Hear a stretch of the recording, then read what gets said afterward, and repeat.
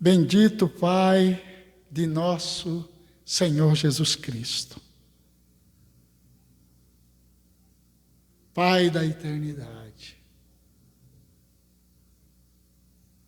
o Senhor da vida é o teu nome. O Eterno,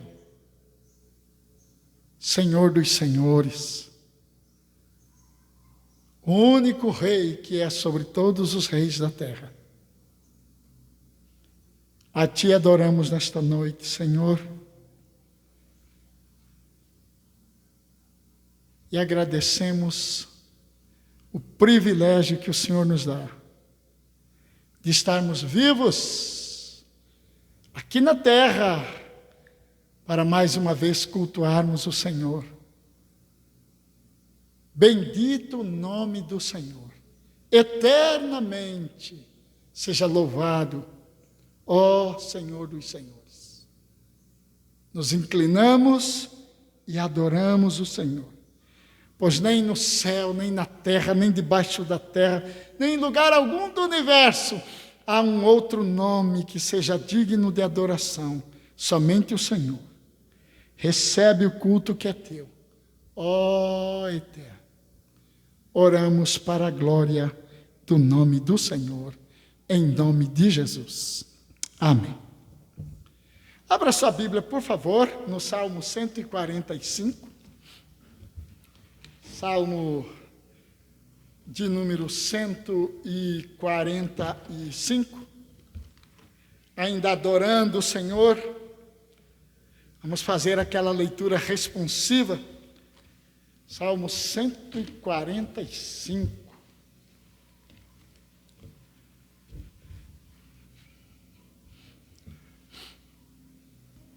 Do versículo 1 até o versículo 13. Salmo 145, do versículo 1 até o versículo 13. Leitura responsiva. A bondade, grandeza e providência de Deus. Este é um salmo do rei Davi. Exaltar-te-ei, ó Deus meu e Rei, bendirei o teu nome para todo sempre. Todos os dias te bendirei e louvarei o teu nome para todo sempre. Grande é o Senhor e muito digno de ser louvado. A sua grandeza é insondável. Uma geração louvará a outra geração as tuas obras e anunciará os teus poderosos feitos. Meditarei no glorioso esplendor da tua majestade e nas tuas maravilhas. Falar-se-á do poder dos teus feitos tremendos e contarei a tua grandeza. Divulgarão a memória de tua muita bondade e com júbilo celebrarão a tua justiça. Benigno e misericordioso é o Senhor, tardio em irar-se e de grande clemência. O Senhor é bom para todos, aleluia, e as suas ternas misericórdias permeiam todas as suas obras. Todas as tuas obras te renderão graças, Senhor, e os teus santos te bendirão. Falarão da glória do teu reino e confessarão o teu poder. Para que aos filhos dos homens se façam notórios os teus poderosos feitos e a glória da majestade do teu reino. O teu reino é de todos os séculos, e o teu domínio subsiste por todas as gerações. Digam comigo, aleluia. O Senhor é fiel em todas as suas palavras e santo em todas as suas obras. Meus irmãos, eu queria convidá-los a ficarem em pé por um segundo, porque agora eu quero convocar os irmãos a levantarmos um clamor juntos pela vida do Dr. Mário, esposo da Elisângela. A palavra de Deus nos fala aqui, né? O Senhor é bom para todos e as suas ternas misericórdias permeiam todas as suas obras. Falarão da glória do teu reino e confessarão o teu poder. Eu quero convidar você, enquanto eu estou usando o microfone para falar, que você também fale com Deus a respeito da vida do Dr. Mário. Vamos pedir que Deus faça uma grande obra na vida e no corpo do nosso irmão. Pai Santo, nós acabamos de ler aqui que os teus filhos falarão dos feitos e do poder do Senhor. Esta noite nós queremos levantar aqui diante do Senhor um clamor pela vida do nosso irmão Mário. Senhor dos exércitos, Senhor Deus Todo-Poderoso, o Senhor que tem sua suprema e gloriosa vontade para a vida de todos os seres humanos, para a vida de um pardalzinho, para a vida de uma árvore, para a vida de uma pequena erva, o Senhor tem vontade. O Senhor tem propósitos. E agora, Senhor, te falamos a respeito do nosso irmão Mário. Levantamos como família do Mário um clamor ao Senhor por tuas ternas misericórdias que nós lemos aqui agora e nós temos testemunhado dela. Que as ternas misericórdias do Senhor socorram o nosso irmão Mário. Deus, a ti toda a glória, a ti todo o louvor, a ti toda a honra. O Senhor disse que nós deveríamos pedir, porque o Senhor estaria pronto para ouvir. A sua vontade, ó Deus, triunfa sobre a vontade de todos nós. A tua vontade é boa, agradável e perfeita. E nós te pedimos um milagre na vida do nosso irmão Mário, para a glória do nome de Jesus. Amém. Oh, que gozo, que bênção, que paz, satisfeito guardar tudo quanto ordenar, alegria perene nos traz, crer e observar tudo quanto ordenar, o fiel obedece ao que Cristo mandar. O inimigo falaz, a calúnia mordaz, Cristo sabe desprestigiar. Nem tristeza. Capítulo 17, por favor. Vamos refletir um pouquinho.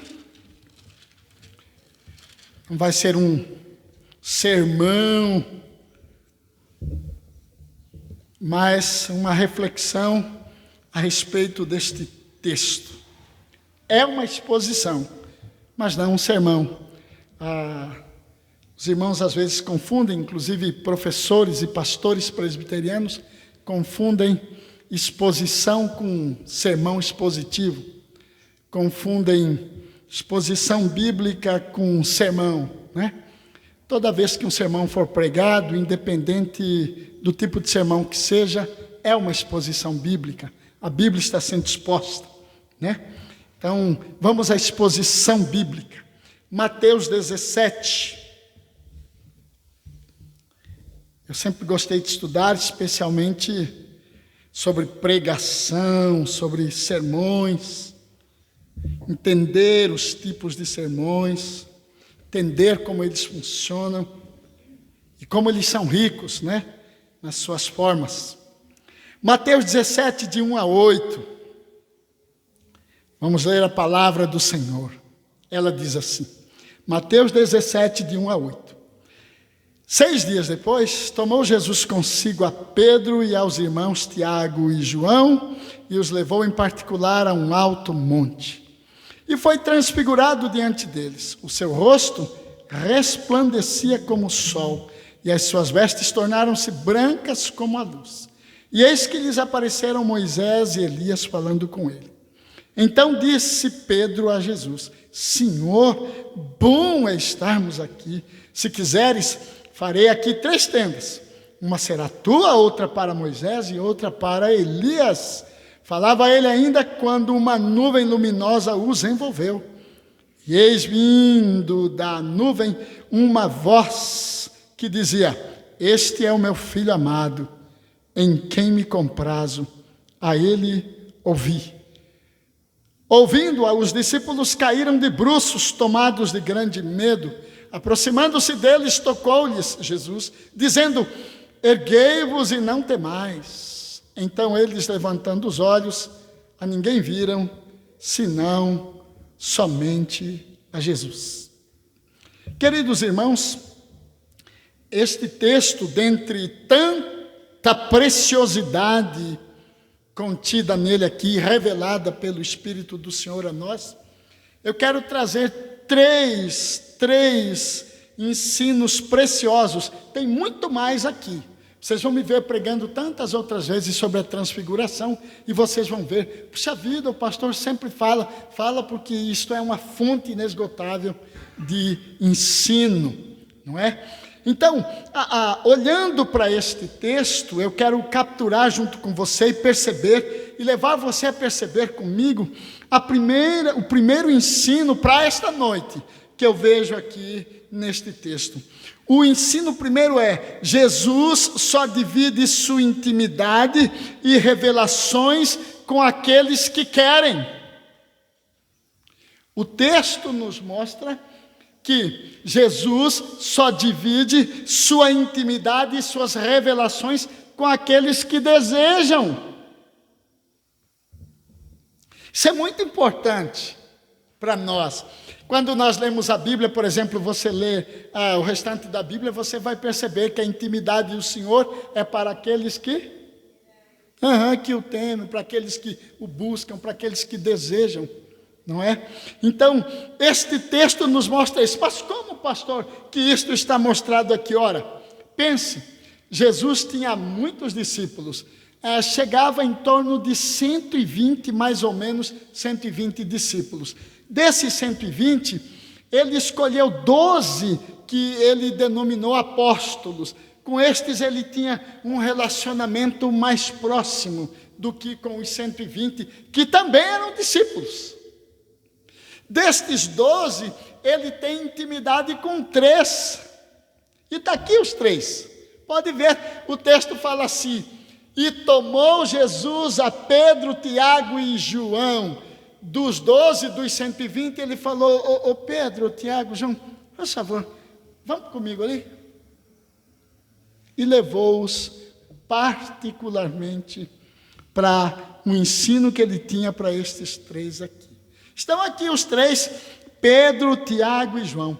Quando você lê os evangelhos, você percebe que destes 3, Pedro gozava de o Pedro era alguém que se atirava para uma intimidade com Jesus, uma intimidade de questionamentos, uma intimidade de querer saber mais. Por isso ele é a pessoa que fala aqui, vocês viram no texto? Senhor, que bom, eu vou fazer aqui para o Senhor, vamos fazer aqui 3 tendas, uma para o Senhor, outra para Elias e outra para Moisés. Né? Ele tinha um grau de intimidade, liberdade de falar com o Senhor Jesus. Mas dentre os 3, tem um aqui que tem uma intimidade maior. Quando você lê as Escrituras, você vê João como aquele que está mais próximo do Senhor Jesus. Há um dos textos da ceia, por exemplo, quando Jesus está falando sobre o traidor, os discípulos e o próprio Pedro fala para João: pergunta para ele, quem é o tal? Quer dizer, nós estamos preocupados com o que ele está falando, mas ninguém aqui tem coragem. Mas você é o íntimo, então pergunta para ele quem é.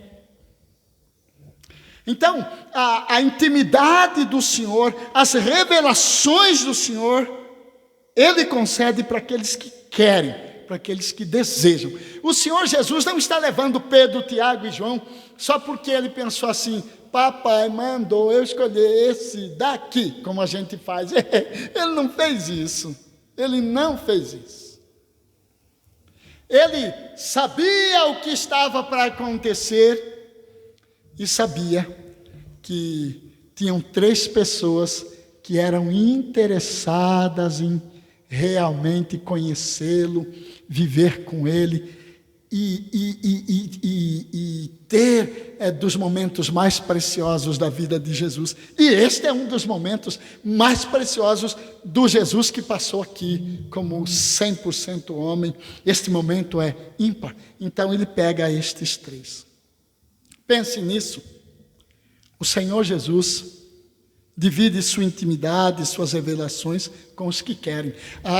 É claro que eu não estou falando sobre salvação, gente. Nem usei a terminologia aqui. Você é eleito, você é salvo, seu nome está escrito no livro da vida, ninguém tira você da mão do Pai. Isso é uma certeza. Não estamos mexendo nisso. Estamos falando daquilo que o Senhor Jesus quer dar para quem está interessado, das revelações que Ele quer passar para quem está interessado. É isto que nós vemos como primeiro assunto aqui.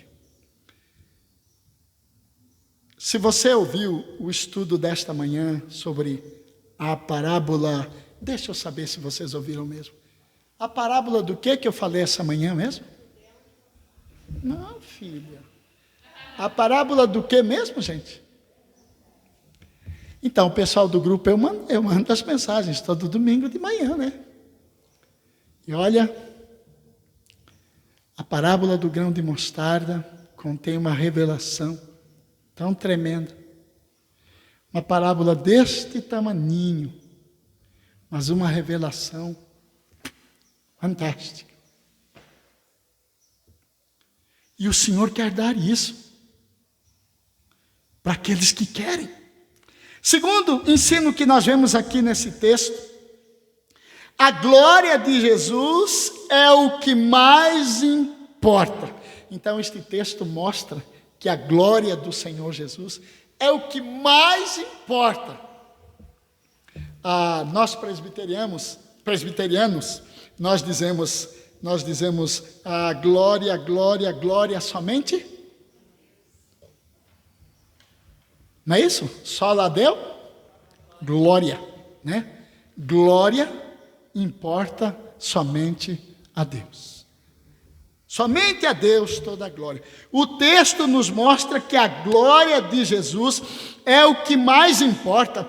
Olha no texto, você vai ver no texto a presença de Moisés e Elias. O que está acontecendo aí?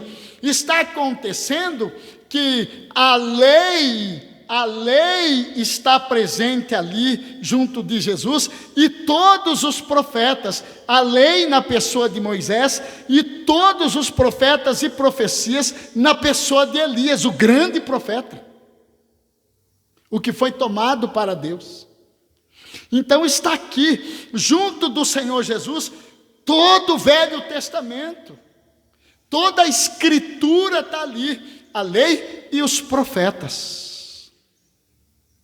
Tudo para revelar Cristo, tudo para mostrar Cristo, tudo para evidenciar Cristo. Moisés, Elias, a lei e os profetas. Olha que o que acontece nesse texto é que o rosto de Moisés e Elias, o rosto dos dois, os rostos, né? Os rostos brilharam como o sol. É isso que o texto fala? E o rosto de Elias e Moisés brilhou como o sol? Qual foi o rosto que brilhou como o sol aí? O rosto de Jesus. O rosto de Jesus brilhou como sol. A glória dele. Suas vestes ficaram resplandecentes. A glória dele. A glória de Jesus Cristo é o que mais importa.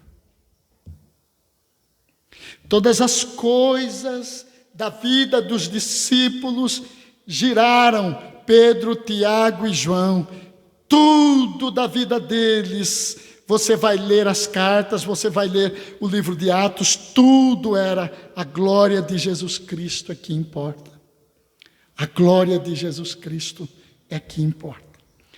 Terceiro ensino que vemos neste texto, e aqui nós vamos parar hoje, né? O terceiro ensino que vemos neste texto: Deus o Pai corrige toda visão distorcida.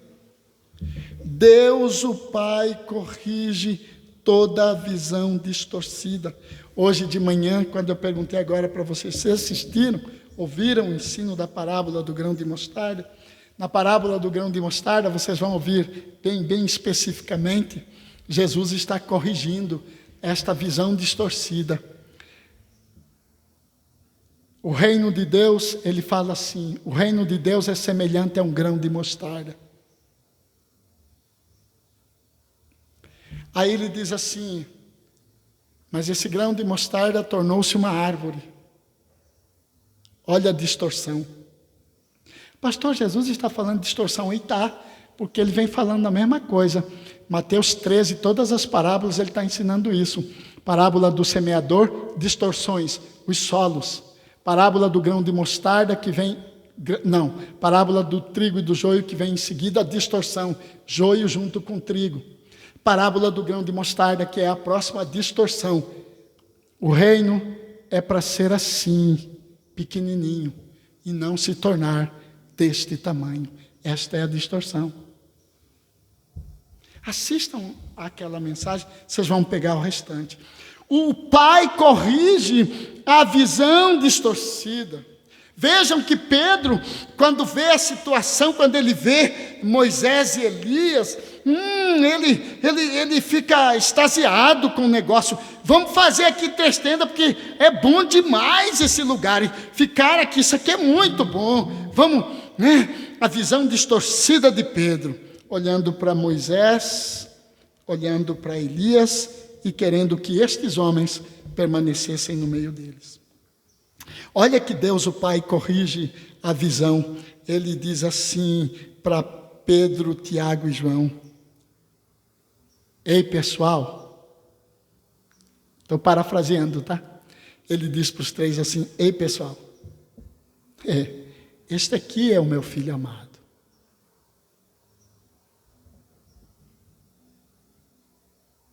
A ele ouvi. Como é que diz na Bíblia discípulo? Está com ela aí, não, né?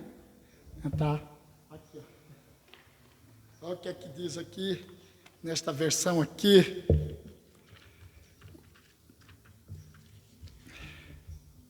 Este é o meu filho amado, em quem me agrado. Escutem o que ele diz. Coisa boa, né? Escutem o que ele diz. Levantando os olhos, o texto fala que depois que eles caíram de bruços, porque a voz, eu acabei de falar com vocês tão mansamente, né? Ei pessoal, eu parafraseei dizendo, ei pessoal. Não, eles ouviram uma voz como voz de trovão mesmo, né? A voz do eterno Pai. E eles caem de bruços. Quando eles caem, o Senhor Jesus então toca-os. Está aí no texto. Ei, levantem-se, não tenham medo. Diz o texto que a ninguém mais eles viram, senão somente a Jesus. Deus corrigiu a distorção da visão. Eles estavam olhando para as coisas que eles estavam acostumados, para a lei, para os profetas, e estavam achando que isso era demais. E o Pai disse, olha, eu vou tirar para vocês verem que isso aqui não é nada. Uma nuvem fez o Moisés e o Elias desapareceram. Desapareceram. E aí o Pai fala, este é o meu filho amado. A ele ouvi. Então hoje, eu queria repartir este ensino com vocês. Jesus só divide sua intimidade, revelações com aqueles que desejam isso. Ele não força ninguém. Segundo, o que importa é a glória de Jesus Cristo. Terceiro, Deus Pai corrige a visão distorcida. Que, meus irmãos, que nós possamos sair daqui hoje à noite dizendo assim: Senhor, olha, eu quero da sua intimidade, eu quero das suas revelações, eu quero conhecer o Senhor. Uma vez eu ouvi um pregador falando, e é claro que os pregadores usam esse tipo de linguagem só para a gente pensar, mas não é assim que vai acontecer, tá, gente? Mas ajuda a pensar. Uma vez um pregador falou e eu ouvi, ele disse assim, que muitos filhos de Deus vão chegar no céu e vão ficar perguntando assim: quem é mesmo Jesus? Quem é mesmo Jesus? O pregador dizendo, aí o pregador disse: sabe por que muitos vão chegar lá e vão ficar perguntando quem é o Jesus? Aí ele falou que Jesus, nós seremos semelhantes a ele. Então, como distingui-lo? Aí ele falou: olha, o único jeito de distinguir Jesus, para não chegar lá e passar vergonha e ficar perguntando para os outros, é conhecê-lo aqui. É ter intimidade com ele aqui. É conhecer o tom da voz dele. É conhecê-lo aqui. É desfrutá-lo aqui. Então saberemos quem ele é. É como um cego. Já viram como cego? O cego, chega alguém conhecido perto dele, aí ele fala pelo nome. Minha avó Joana, por exemplo, né? Nós chegávamos, somos 6 filhos. Cada um que chegava perto dela, ou entrava no quarto dela sorrateiramente para pegar qualquer coisa dela que criança gosta, a gente entrava lá. E às vezes a gente estava no meio do quarto e ela deitadinha na cama, como ela não enxergava, a gente ia descalço. Aí ela dizia, nordestina, né? Ela dizia assim: José, que tu tá fazendo aí? Chega, arrepiava a espinha todinha assim. Ela sabia, não sei se era o cheiro, se era o jeito de entrar. Conhece. Oh, que saiamos daqui dizendo: Senhor, eu quero intimidade contigo. Lembram-se que a glória de Jesus é o que mais importa. E o Senhor nos corrige dia a dia. Permita que o Senhor te corrija, que o Senhor trabalhe em você. Vamos orar? Maravilhoso Espírito Santo, dá-nos da intimidade de Jesus Cristo, Filho amado. Espírito Santo, por favor, ajuda-nos a querer ver a glória de Jesus, ver Jesus sendo glorificado. Ajuda-nos a nos importarmos somente com a glória de Jesus Cristo. E ajuda-nos, Senhor, também a ouvir a sua palavra corretiva, que corrige os passos, que corrige nossa vida, que nos instrui, para que conheçamos o Senhor de fato e de verdade. Oramos em nome de Jesus. Amém. Irmãos, indo para o final do culto, eu gostaria de convidar você a baixar sua cabeça um pouquinho. Eu vou à bênção apostólica, vou orar agradecendo a Deus pela eleição, que nós estamos aqui reunidos para a eleição também. E em seguida nós vamos nomear uns irmãos para fazer a contagem dos votos, né? E agora, amada igreja, que o amor de Deus nosso Pai, a graça maravilhosa de Jesus Cristo,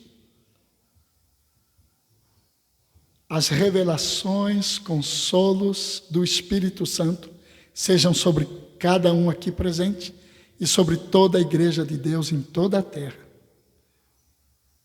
Inclusive, Senhor, intercedemos que a glória do Senhor se manifeste lá no Nepal. Hoje nós tivemos um tempo pensando no Nepal, orando pelo Nepal, clamando por aquela casa das meninas dos olhos de Deus. Ó Deus, que a Tua glória se manifeste no Nepal, com grande salvação. Oramos em nome de Jesus. Amém.